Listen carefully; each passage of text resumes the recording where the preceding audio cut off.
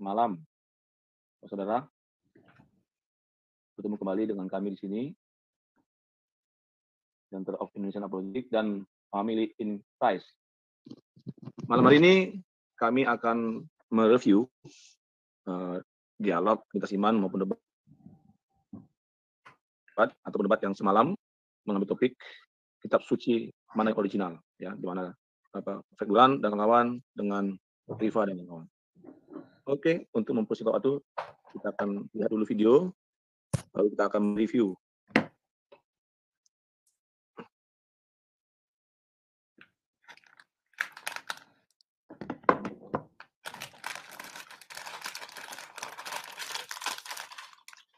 Dijelasin dulu, jangan bermain kata-kata. Nah terus kenapa saya sampaikan tantangan dari Al-Quran tadi, itu harus dibuktikan, karena di situ pembuktian Al-Quran itu bahwa berani sekali nih Al-Quran menantang, tapi tidak tercapai gitu. Kemudian nanti saya akan membuktikan apa yang diklaim oleh Al-Quran 3 tadi, tapi nanti saya berikan dalil-dalil terkait tentang mutawatir. Sepertinya kalian salah paham dengan mutawatir dengan diriwayatkan. Diriwayatkan ini, mutawatir itu orang yang langsung berhadapan dengan Rasul, dapat dari lidah, dari lisannya Rasulullah, mereka mendengarkan langsung, kemudian mencatatnya, karena ada sebuah hadis, kalau tidak salah Ustaz Wafi, kalau koreksi saya itu doif atau apa, bahwa Sayyidina Abu Bakar mengatakan duduklah di masjid, maka kalau datang kepada kalian harus ada saksinya 2 orang yang membawa catatan plus juga hafalannya gitu. Itu kenapa dikumpulkan semuanya catatan dan hafalan, kurang lebih begitu. Jadi mutawatir dengan diriwayatkan itu beda ya. Mutawatir itu kalau ada 1 orang yang mutawatir bukan berarti meriwayatkan itu cuma 1 orang itu, tapi orang itu juga bisa menyampaikan kepada sahabatnya yang lain. Dan ingat, penulis Al-Quran itu banyak zaman itu. Silakan Ustaz Wafi, saya kejar tayang biar waktunya bagi-bagi sama Kores. Silakan. Nah, jadi begini Mas, jadi ketika Al-Quran itu turun Mas, di sana kan ada pencatat, ada istilahnya kutab, ada istilahnya sekretaris Rasulullah. Zaid bin Sabit itu tahu kepada hadis itu. Surah Al-Ahzab tersebut. Surah itu hilang ya, surah itu hilang karena saat itu mau dimushafkan. Ya. Tidak ada yang tahu kecuali Huzaimah.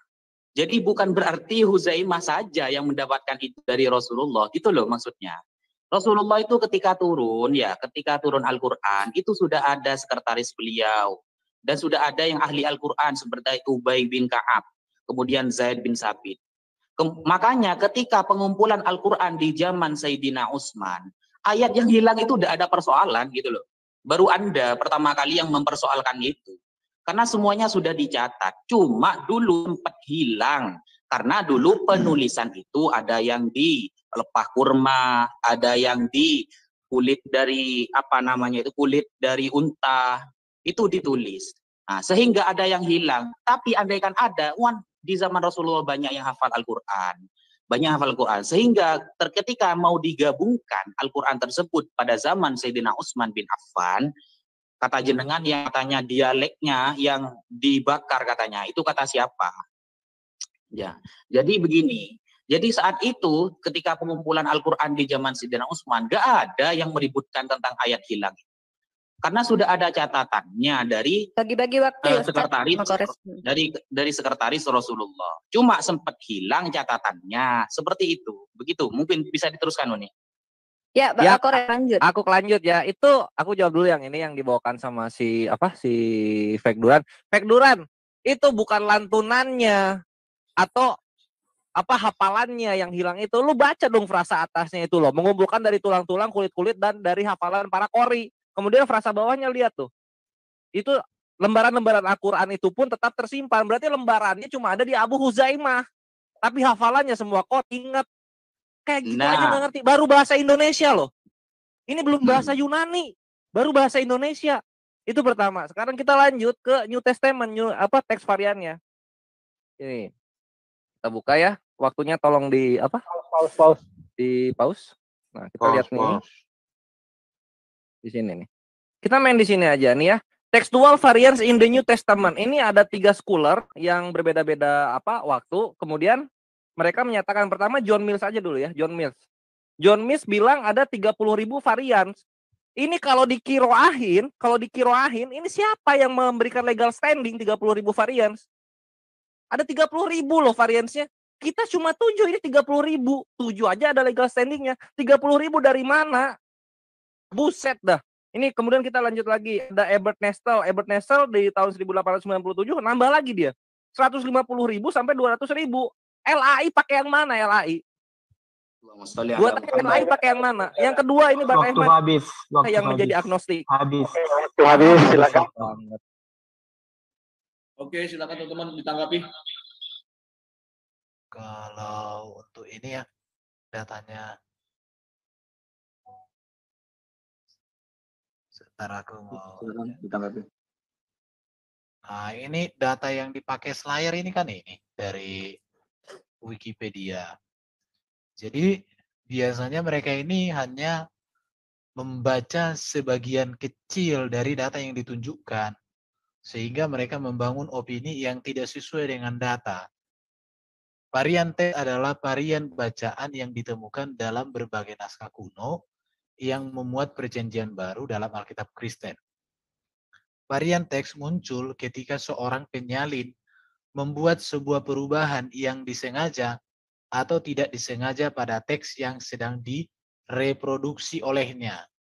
Jadi ini ketika penulisan ulang itu, para penulis ini mengadakan perubahan, bisa disengaja atau tidak disengaja, sehingga ada yang berbeda.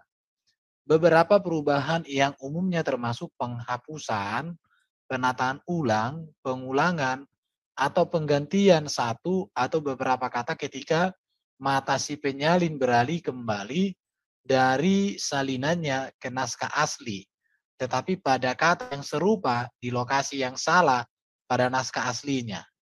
Jika matanya meloncat ke kata sebelumnya, ia akan membuat pengulangan kesalahan. Jadi sebenarnya di sini ketika penyalinan ulang itu terjadi human error lah, kira-kira begitu. Baru ini kan yang ditonjolkan John Mill sama Eberhard Nestel.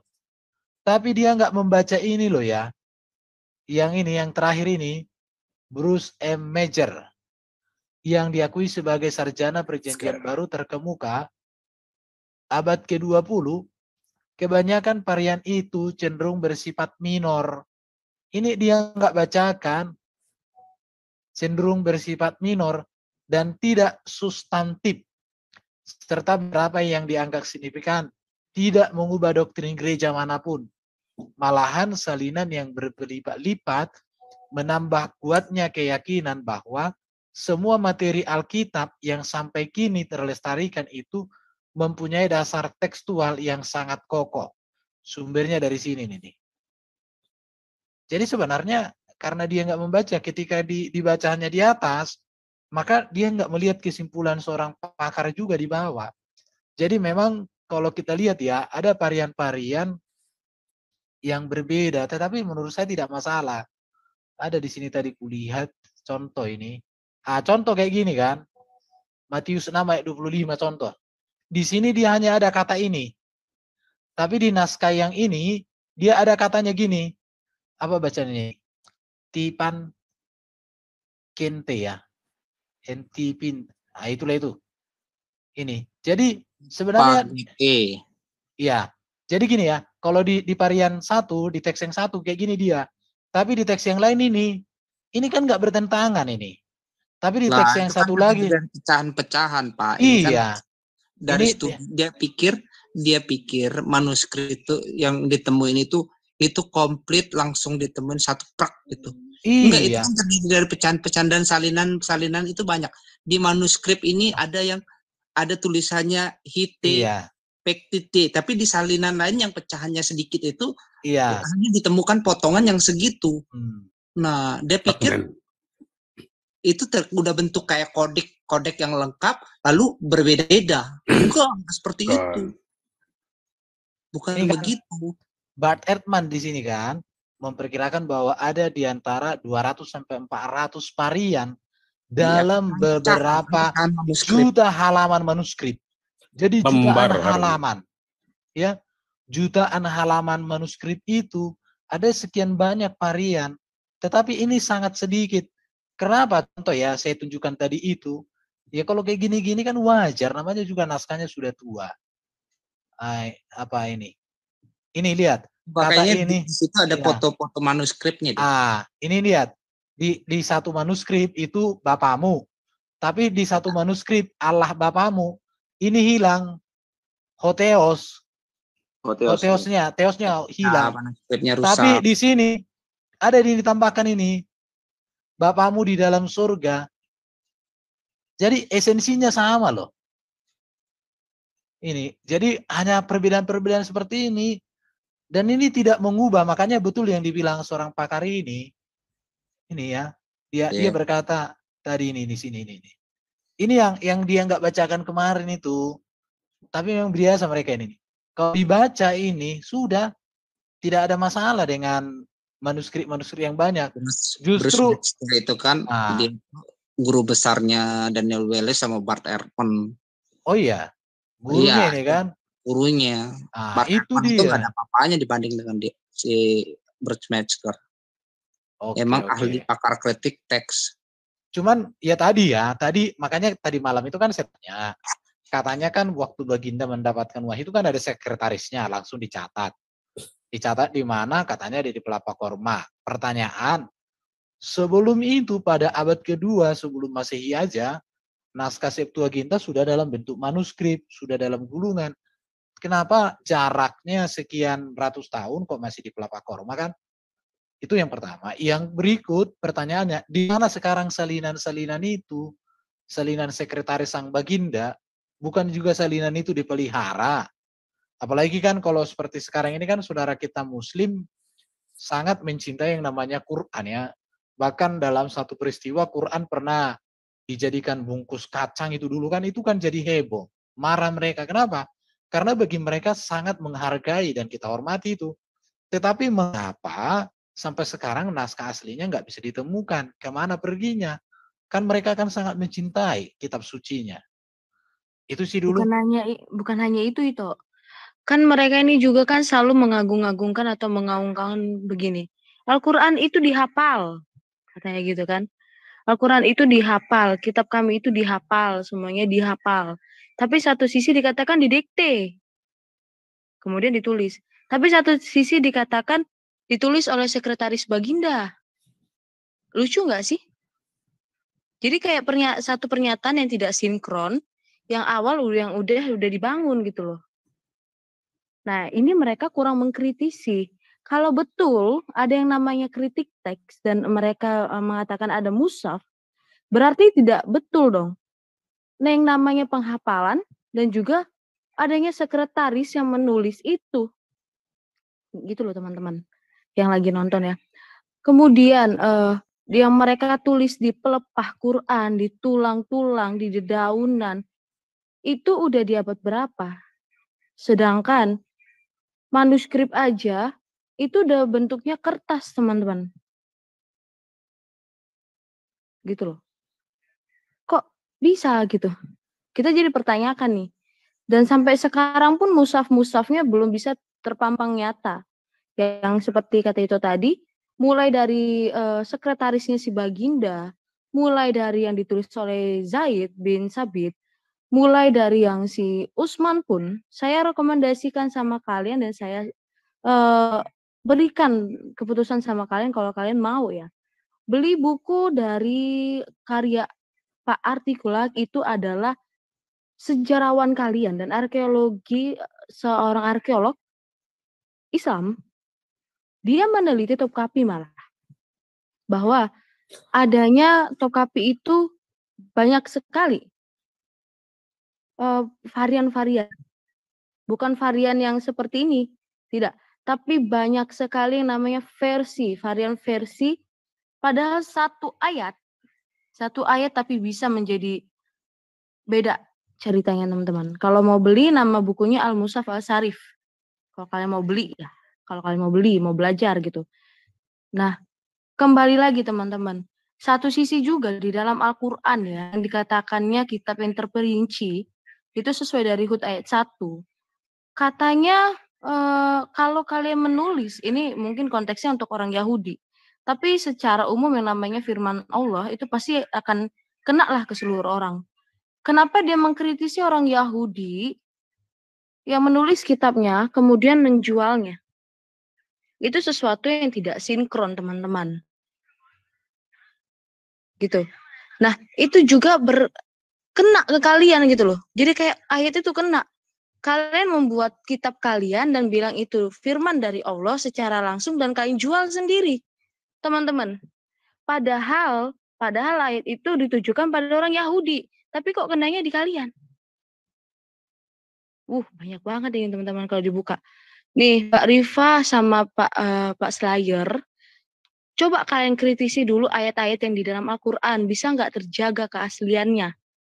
Sandingkan dengan 7 manuskrip dengan yang berdialek-dialek itu. Entah dialek India, entah dialek Ethiopia, entahlah. Ya, coba dulu dikritisi. Apakah sesuai isinya gitu loh. Itu aja sih, Tok.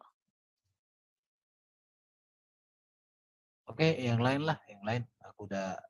Lanjut, yang lain. Ini ada ini. Buduran. Ya, Pak Bagus. Ya. Ya. Mau menanggapi? Sebenarnya sih kemarin poin yang saya mau mereka akui itu udah dapat sih. Ketika mereka mengakui bahwa enggak, siapa itu yang bilang membakar dialek, itu satu. Karena kan selama ini kan mereka kan selalu bilang tuh, polemik itu kan selalu bilang, oh yang dibakar dialeknya, Tetapi Ustadz siapa kemarin ya, Wafi kalau nggak salah, dia mengakui bukan dialek yang dibakar. Nanti kalau Pak Bagus review nih, lihat nih, dia mengakui bahwa 6 Quran, 6 teks yang dibakar. Poin yang saya mau kejar itu dapat kemarin ya.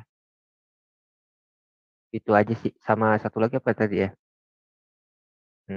Itu dulu deh Pak Bagus. Suara saya jelas gak? Jelas. Yang tentang yang itu kemarin semalam yang tadi si siapa tuh? Slayer ada mau nanggapi? Yang dia tampilkan Slayer. Oh, itu nggak perlu kan itu kemarin kan juga udah cukup kita ngelihat bagaimana minimnya pengetahuan dia sebenarnya nggak tahu apa-apa, tapi dia sok mengelemparkan isu. Maka itu kan kemarin ketika saya tanya ini apa dia nggak tahu sama sekali.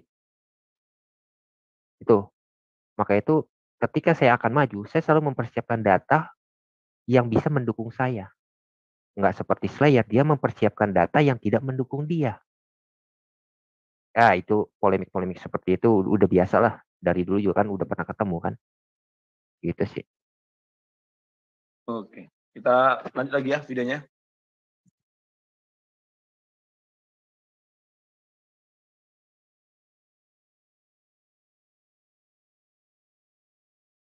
Baru segini. Kita lanjut lagi nanti. Nanti ada kesempatan Kita nanti. belum nanya-nanya loh. Kita nggak dikasih. Sabar. Biar moderator. Sabar. Pasti ada waktu. Sabar. Ya, ada moderator, tenang. Ini masih Berarti respon. menanggapi merespon jawaban 5 menit. Tolong pada semua narasumber pasti adil masalah waktu. Silakan 5 menit untuk merespon jawaban dari narasumber. Kristen, siapa yang mau merespon jawaban dari silakan buat Ustadz Duran. Tiannya kok dibandingin Yunani sama Latin? Ini Yunani loh, bukan Latin. Bukan Latin loh, Yunani ini. Nah ini atau memberi salam kepada saudara atau memberi salam kepada yang memberi salam kepada kalian duluan. Ini Yunaninya udah beda-beda gini, legal standingnya siapa coba? Siapa yang kasih? Apa nggak menyedihkan kalau yang seperti ini nggak ada legal standingnya? Itu untuk 2 poin yang mesti diklarifikasi oleh kalian para pengiman kitab suci yang berbahasa Yunani. Sekarang yang ketiga, poin ketiga adalah mengenai mana kata tidak taunya kan di hadis yang lu bawa. Mana kata tidak taunya, itu yang gua tanyakan. Jangan memberikan sebuah jawaban untuk sesuatu yang tidak ditanyakan. Gitu loh my brethren.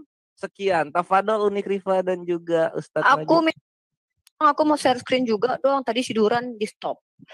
Ya, pause. Silakan dicabut share screen-nya. Di pause waktunya masih ada 48 detik kalau salah. Oke, aku share screen dulu ya. Oke, mana tadi? Ini yang jadinya. Jadi sekarang tadi aku udah lanjut. Aku tadi udah membuat klaim dari Al-Qur'an bahwa ada yang berubah, ada yang memutarbalikan lisannya, berdusta lah dari pendapatnya sendiri. Terus ada yang pokoknya ada kontradiksi kata Al-Qur'an, ada tidak bisa ditiru berarti kitab lain yang bisa ditiru. Aku bikin klaim itu tadi dari Al-Qur'an. Nah, sekarang aku pembuktian. Ini aku baca dari Hosea. Tadi kan si Kores sudah dari manuskrip-manuskripan lah. Sekarang aku dari ini deh. Septuaginta ini kan kitab yang sudah ada yang terjemahan yang ke bahasa Yunani yang ada bahkan sebelum Yesus ada. Waktu habis. Oke, waktu habis, nggak apa-apa. Sabar dulu, Pak. Sudah selesai sesi pertama tanya jawab, artinya kesempatan pertama untuk Kristen sudah selesai. Sekarang kesempatan pertama kepada pihak Muslim untuk mengajukan pertanyaan ke pihak Kristen. Jadi di sini kita sampaikan masing-masing punya 2 kali kesempatan. Jadi begini ya supaya dipahami, mungkin Ripa belum mengerti bahwa masing-masing diberikan kesempatan untuk 2 kali bertanya. Oh ya, gitu, sorry maaf aku salah paham tadi. Tadi pihak Kristen sudah melakukan pertanyaan pertama, berarti dia punya kesempatan 1 kali lagi. Sekarang pihak Islam masih punya 2 kesempatan untuk bertanya. Silakan pertanyaan pertama dari pihak Muslim. 2 menit, tolong timer dulu. Jangan bicara dulu, tolong belum timer. Ya, silakan 2 menit. Oke, aku share screen yang tadi dong.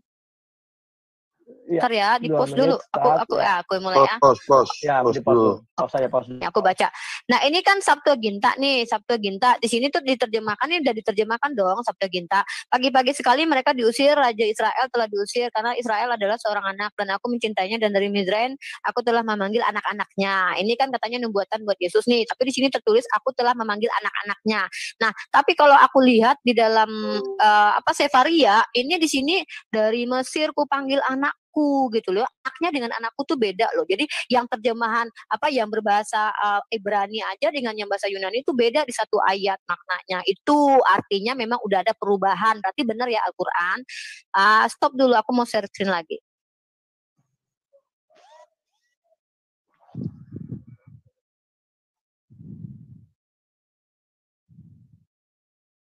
Silakan share screen-nya di. Ya, sorry.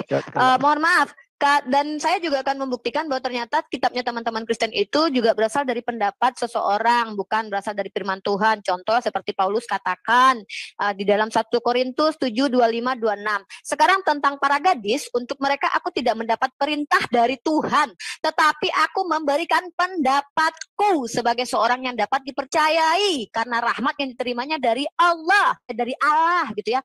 Aku berpendapat bahwa mengingat waktu darurat sekarang adalah baik bagi manusia untuk tetap dalam keadaan berpendapat sendiri tentang kitab suci. Baca Ulangan 18:18 ya, di bawahnya juga dikatakan. Stop, aku mau share screen lagi tentang Ulangan 18:18.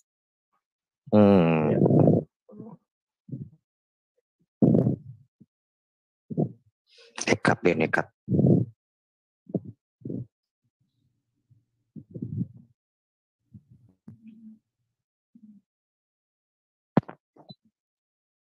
Waktu habis. Kok nggak di post kan aku lagi tadi tiduran di stop. Tiduran tadi baca dalil di stop. Ya kalau lagi nyari tadi stop. Ya sorry. Lanjut. Iya, kok giliran tiduran di stop. Jadi ini aku bacain. Katanya di dalamnya teman-teman Kristen yang perjanjian lama, orang yang tidak mendengarkan segala firmanku yang akan diucapkan Nabi itu demi namaku, daripadanya akan kutuntut pertanggungjawaban. Tapi seorang Nabi yang terlalu berani untuk mengucapkan demi namaku perkataan yang tidak kuperintahkan untuk dikatakan olehnya, atau yang berkata demi nama Allah lain, Nabi itu harus mati. Seseorang itu tidak bicara dari pendapatnya sendiri gitu ya. Itu harus mati. Matinya itu bukan mati kayak Nabi biasa, kayak Musa mati, Ibrahim mati, enggak, tapi matinya luar biasa. Itu mati diapain? Dimatikan. Thank you. Oke. Kita bahas. Silakan teman-teman.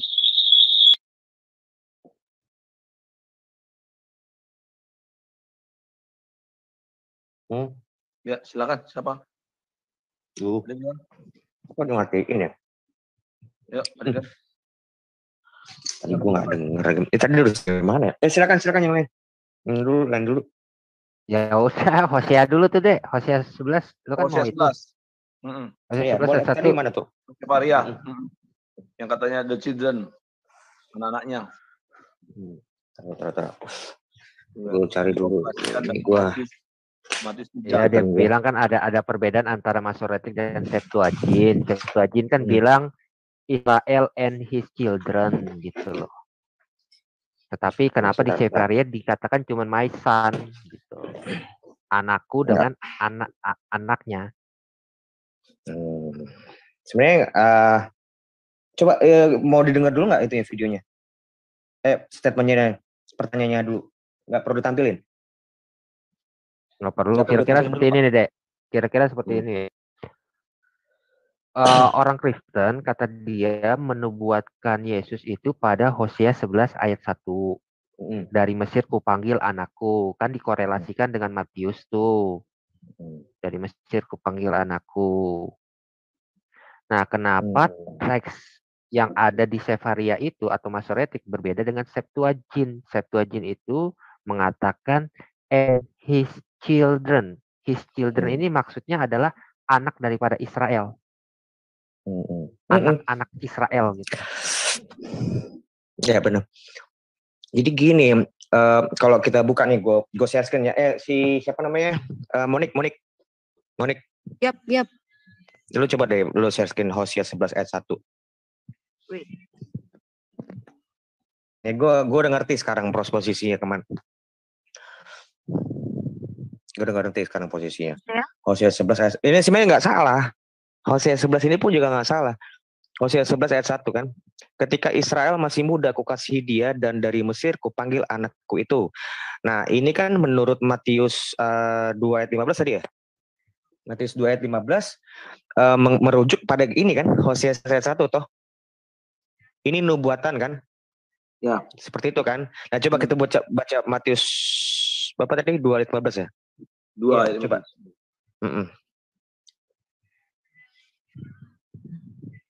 Jadi yang di dari Mesir kupanggil anakku ini merujuk pada Hosea 11 ayat 1. Itu kan sebenarnya kan ditujukan buat orang-orang Israel ya. Di Hosea 11 ayat 1. Permasalahannya kan gitu kan. Ini kan orang-orang Israel. Tapi kok di sini kan Yesus cuma satu kan begitu kan ya. Itu kan yang dipermasalahkan ya. Seakan-akan itu teksnya bermasalah kan. Begitu kan ya. Nah, sebenarnya nggak ada masalah. Bukan. Jadi gini, Masoretic itu menyatakan I call my son ya, anakku. Tetapi di Septuagint, itu menyatakan his children, anak-anaknya. Gitu. Iya. Jadi sebenarnya itu cuma masalah redaksi kalimatnya itu nggak meaningnya begini. Yang dimaksud itu dari Mesir kau panggil anakku tuh sebenarnya tuh merujuk pada orang Israel yang dimana orang-orang Israel keluar dari Mesir di bawah pimpinan Musa toh itu kan. Tapi kenapa diterapkan dalam Yesus? Nah itu untuk nunjukin bahwa sekarang keisraelan itu berpusat dalam diri Yesus. Berkat-berkat Abraham yang berada di Kejadian 22 ayat 18. Coba dibuka Kejadian 22 ayat 18. Kejadian 22 ayat 18, nah kan, oleh keturunanmu semua bangsa di bumi akan mendapat berkat karena engkau mendengarkan firmanku. Nah coba lu klik yang di bintang itu kan menuju ke Galatia tuh kan, bintang itu kan, Galatia 3:16, Galatia 3:16, itu kisah para sahabat, Galatia 3:16. Gue baru diajarin Romo nih. Adapun kepada Abraham diucapkan segala janji itu dan kepada keturunannya, tidak dikatakan kepada keturunan-keturunannya seolah-olah dimaksud banyak orang, tetapi hanya satu orang, dan kepada keturunanmu yaitu Kristus. Nah sementara di Hosea ini disebutnya kan kepada orang-orang Israel kan yang jamak kan, tapi di Matius ini kok tunggal. Itu sebenarnya meaningnya gitu. Ini kita nggak ngomongin tentang masalah teks, itu kan bisa aja children itu jamak. Nah, sebentar. Itu untuk menunjukkan bahwa sekarang berpusat pada diri Yesus. Berkat-berkat Abraham yang tadinya diberikan kepada Israel, sekarang berpusat pada Yesus. Sehingga kalau kita menyatu pada Yesus, menyatu dalam kepada kebangkitannya, kematian dan kebangkitnya, seperti di Roma 6 ayat 1 dan sampai terakhir, Jadi kita tuh jadi anak-anak Abraham, sama seperti orang dulu. Kalau orang-orang menyatu dengan orang Israel itu disebutnya anak-anak Abraham. Makanya pernah nggak ngeliatin ayat begini? Abraham adalah bapak kami. Pernah nggak ngeliat kayak gitu? Ya, ada. Nah itu kan. Nah itu memang orang Israel itu disebut anak-anaknya Abraham, berkat Abraham. Jadi anak Abraham, jadi ini sesuai di coba Galatia 3 ayat 29. Galatia 3 ayat 29.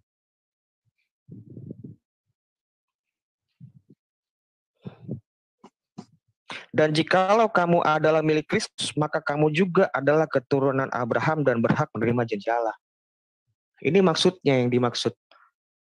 Dengan kita menyatu dengan diri Yesus itu, kita menjadi anak-anaknya Abraham yang tadinya anak-anak Abraham itu dikasih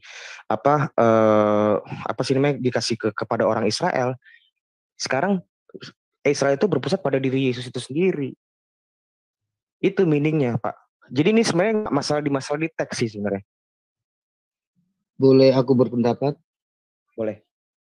Coba dibaca Hosea baik-baik. Aku tanya, kalau menuju ke Israel itu anaknya siapa?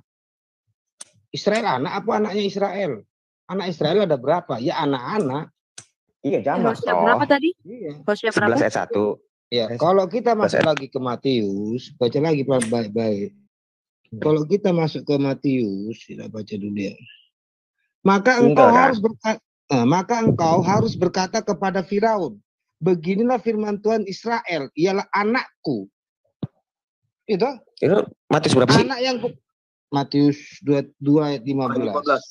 Matius 2 Berarti kan tertuju kepada anaknya Israel. Anaknya Israel siapa? Yang dimaksudnya keturunan itu. Nah iya, keturunan Israel. Jadi korelasinya pas itu cocok. Kalau yang di sana itu dikatakan anak-anaknya, di sini katakan anak Israel. Anak Israel siapa? Makanya Jamak, kan iya gitu. persis. Makanya ini juga ada kaitannya sama surat Paulus. Tembok dengan matinya Yesus, tembok pemisah antara Yahudi dengan non Yahudi itu selalu udah nggak ada lagi. Semua itu sudah berada di dalam diri Yesus tuh, keisraelan itu. Makanya kita disebut Israel baru. Itu meaningnya, Pak. Sebenarnya ini bukan ngomongin teks sih. Ini gue baru dikasih ini pelajaran gue barusan ngeromo. Kira-kira gitu mungkin. Kalau tambahin silakan atau ada. Ya, aku tertarik dengan omongannya si Slayer ya, yang katanya bahasa Yunani ini sama bahasa Yunani, tapi ada perkataannya begini. Oke, teman-teman.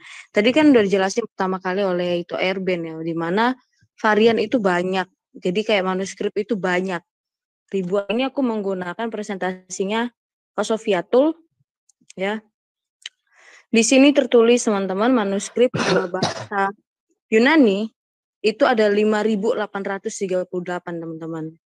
Terus untuk New Testament yang untuk translasi perjanjian baru yang baru ditranslate itu ada 18.000. Kemudian di Old Testament itu ada 42.000. Jadi teman-teman di dalam Alkitab kita itu ada sekitar 66.362 manuskrip teman-teman yang kita punya. Nah, kemudian yang kata si Slayer, kok bisa ya di sini ada, di sini nggak ada. Nah, jadi gini teman-teman. Ini anggap saja ortografinya itu begini. Tulisan yang kita pakai sekarang di dalam Alkitab seperti ini katanya. Kasihilah musuhmu dan berdoalah bagi mereka yang menganiaya kamu, teman-teman. Tapi bagaimana kalau sudah rusak karena waktu?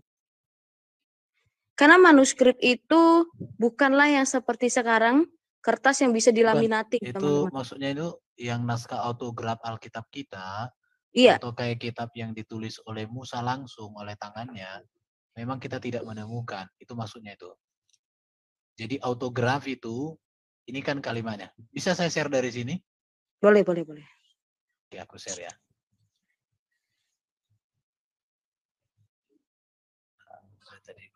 Nah ini.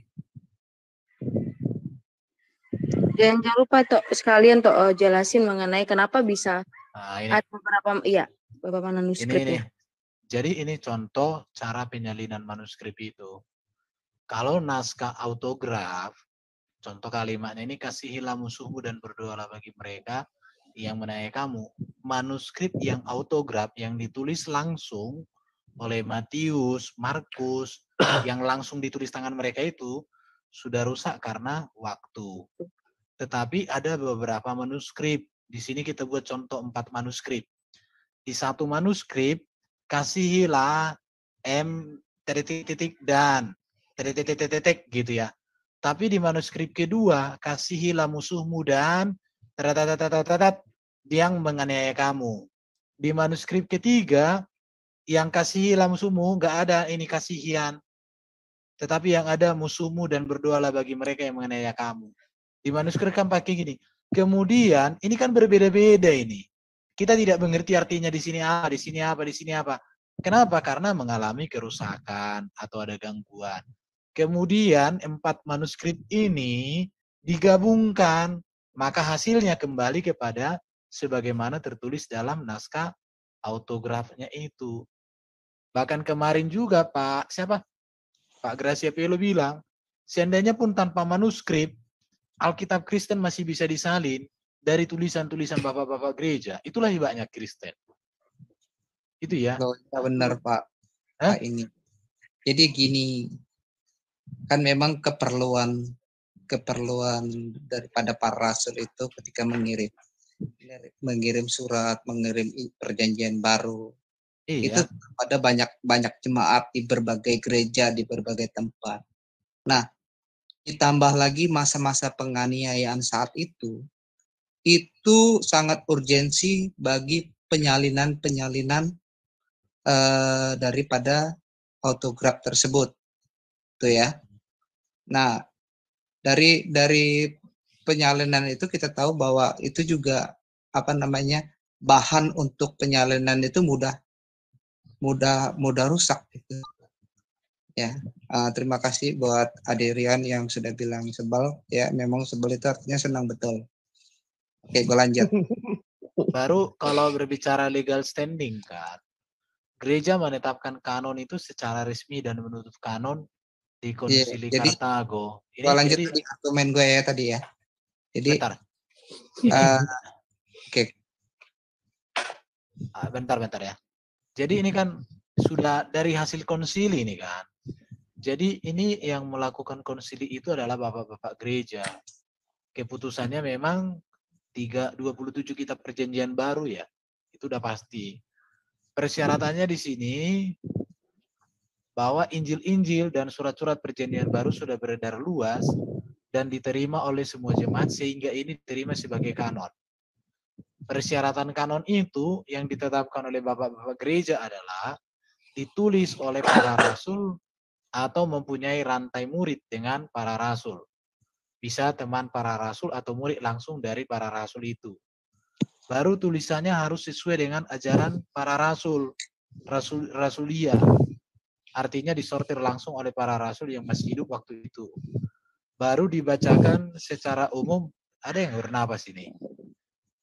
Dibacakan secara umum dalam pertemuan mingguan, diterima secara luas oleh jemaat. Baru isinya harus konsisten dan tidak saling bertentangan.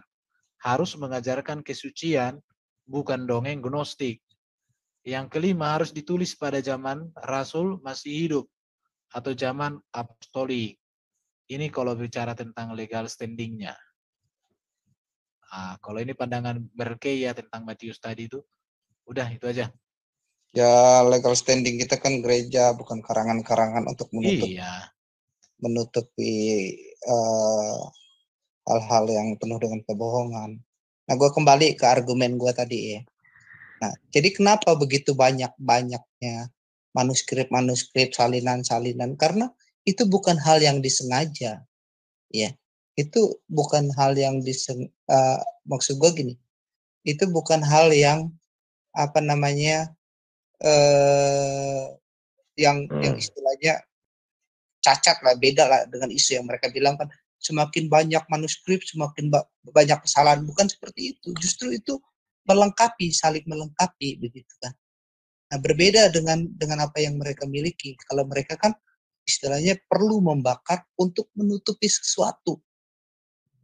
Kalau kita tidak membakar, tapi menyalin terus-menerus menyalin untuk berbagai urgensi, misalkan bahan material yang mudah rusak, lalu masa penganiayaan besar-besaran saat itu kan. Nah, masa penganiayaan besar-besaran itu yang selain orang Kristen yang dianiaya, teks-teks atau hierogrammaton atau teks suci tersebut juga akan dibakar oleh orang-orang itu. Nah, makanya itu para pendengar, para orang Kristen saat itu begitu bersemangat menyalin kembali untuk memelihara, untuk menjaga teks-teks tersebut bisa sampai terus-menerus disampaikan hingga kita sampai hari ini. Gitu. Ya, silakan Duran. Ada yang mau disampaikan? Aku nambahin tapi kalian yang jabarkan ya. Murid-murid Yesus itu bukan seperti sahabat Nabi yang berkelompok. Mereka berpencar, bro.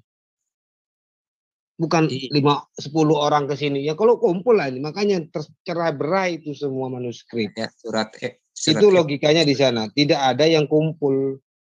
Kayak surat Efesus itu kan sebenarnya kesamaan, cuman mereka saling kali. Iya, nanti biar teman-teman yang jabarkan lah. Kan ya 1-2 ada yang di sana, ada 2 yang ke sini, ke sana.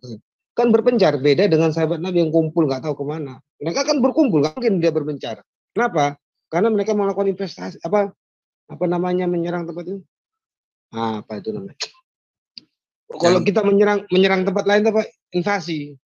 Kadang-kadang jadi pertanyaan kenapa sesuatu yang dihargai, dihormati, kenapa harus dibakar, kenapa nggak disimpan untuk? Bukan, logikanya bukan gitu, bro. Kalau aku, bro, kalau mereka memang berkumpul, gitu, Pak, saya yakin kan berkumpul, gak kira berpencar.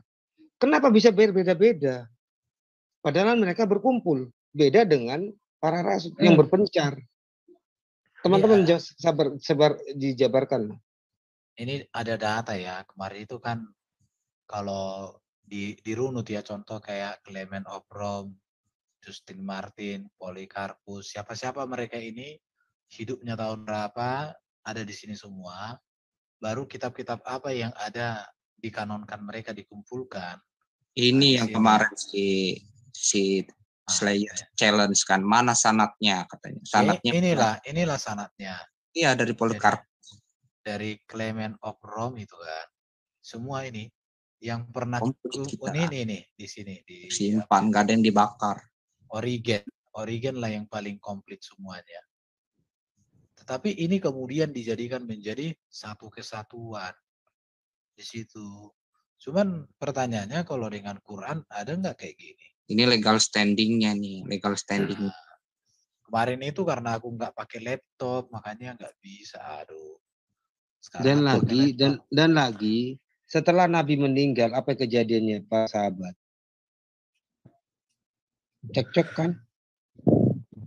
Ya, nanti Duran lah yang memanjangkan. Oke, jadi ini ya datanya yang ditanya Slayer kemarin itu, bagaimana sanatnya manuskrip itu, ya ini dia. Iya, inilah sanatnya. Sanat ya, Bro Duran, sanat namanya ini. Iya, itu sanat atau perawi sebenarnya sama sih ya. Isnad, sanat, perawi sama itu. Jadi jelas ada datanya. Boleh ku tambah lekku. Dikurangi pun boleh, asalkan jangan firman Tuhan. Tapi sebenarnya kemarin tuh saya mau nyentil nih sedikit tentang Hosea itu. Karena ketika dia membawa Hosea, itu kalau saya sentil, itu lari kemana-mana bakalan. Soalnya saya akan bawa Tuhan mereka tuh tidak beranak dan tidak memperanakan. Jadi pas banget tuh momennya kemarin. Pengen juga nih, oh iya dia bawa Hosea 11 ayat 1. Dari Mesir anakku panggil anakku. Itu kan yang berbicara kan Yahweh. Klaim mereka kan bahwa Yahweh itu sama dengan Alo SWT. Tapi saya pikir enggak lah, mending fokus saja. Iya. Pengen sentil sedikit doang. Sentil. Oh, berarti Hosea itu sudah bertolak belakang dengan Quran. Tapi ya udahlah.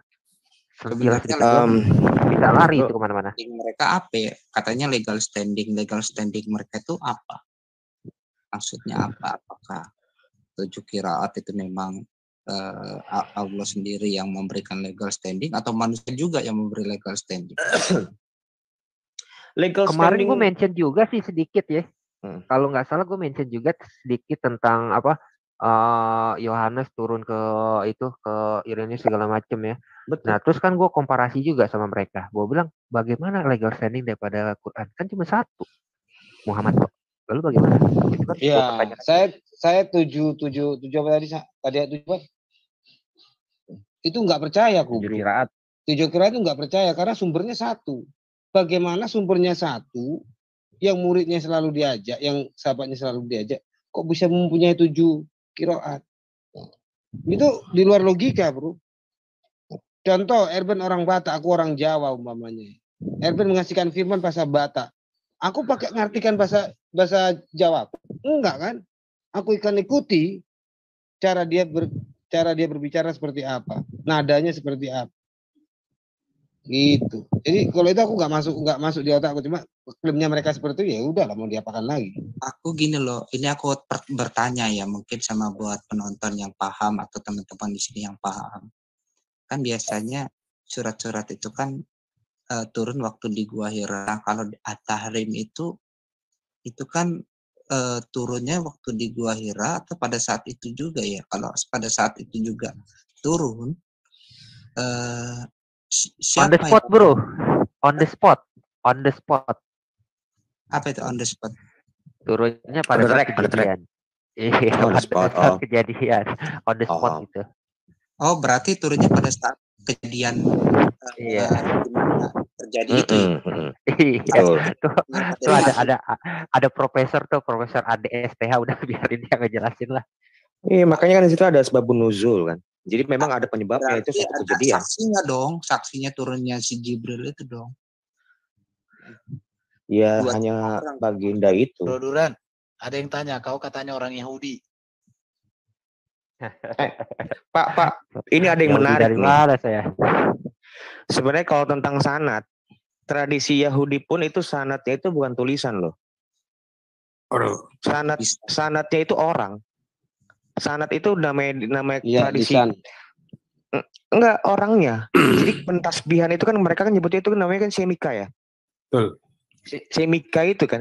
Nah, tradisi semika itu sebenarnya itu turunannya dari orang Kristen loh. Dari orang-orang Kristen. Jadi sorry, gue balik ke permasalahannya. Yang sanad itu kita tuh misalnya kan itu kemarin tuh gue udah kasih tunjuk sama si siapa namanya si Triun Slayer kalau sanad kita dalam tanda kutip sanad. Kalau kita kan ngomongnya kan tentang suksesi rasuli. Nah, suksesi rasuli itu dari Petrus sampai ke bawah itu tuh lengkap kita megang. Bahkan sampai ke Aderion nih. Kita tuh lengkap. Maka begitu juga orang Yahudi itu rabi ke rabi kan. Rabi ini, bukan tulisannya.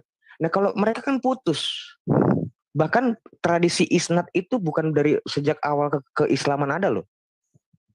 Dulu namanya siapa? Muqatil bin Sulaiman atau Muqatil bin Sulaiman itu nggak mengenal tradisi isnad.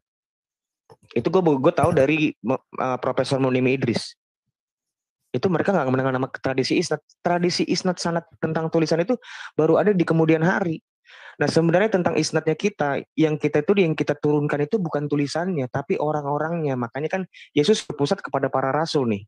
Rasul ini membaptis ini membaptis ini. Yohanes, Polikarpus, Irenaeus, Hippolytus dan lain-lain ke bawah.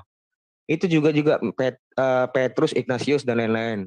Sampai ke bawah. Kalau misalnya di orang Konstantinopel dari Andreas sampai ke bawah, sampai ke Romo Daniel. Itu semua itu lengkap kita megang. Makanya itu sudut pandangnya itu turunannya itu apa dulu. Nah, kalau kita tuh ke para rasulnya. Nah, kalau mereka tulisan, kalau mereka itu kan tulisan yang didengar kan. Nah, saya mendengar dia. Kalau kita itu benar-benar belajar. Rabi itu belajar dulu, baru diangkat tuh belajar dulu. Jadi bukan hanya mendengar, tapi benar-benar belajar. Bedanya seperti itu mungkin. Kira-kira seperti itu.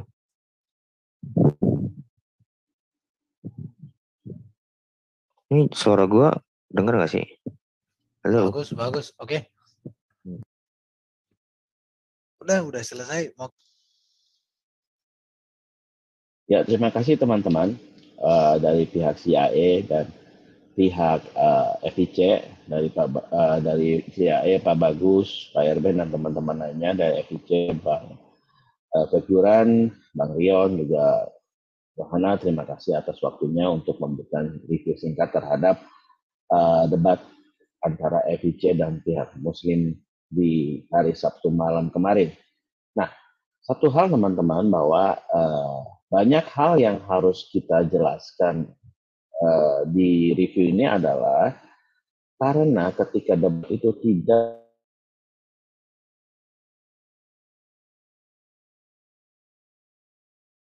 dan lain-lain. Oleh karena itu kita membuat review ini untuk memperjelas apa yang mungkin bagi teman-teman yang masih awam itu, yang masih belajar dapat mengerti ya teman-teman. Terima kasih. Semoga hal itu dapat membantu teman-teman dalam belajar untuk keimanan masing-masing ya. Terutama bagi teman-teman Kristen, kita harus tahu bahwa kritik teks kita orang Kristen itu dapat dipertanggungjawabkan. Jadi kita memang luar biasa. Allah kita juga Allah yang hidup ya.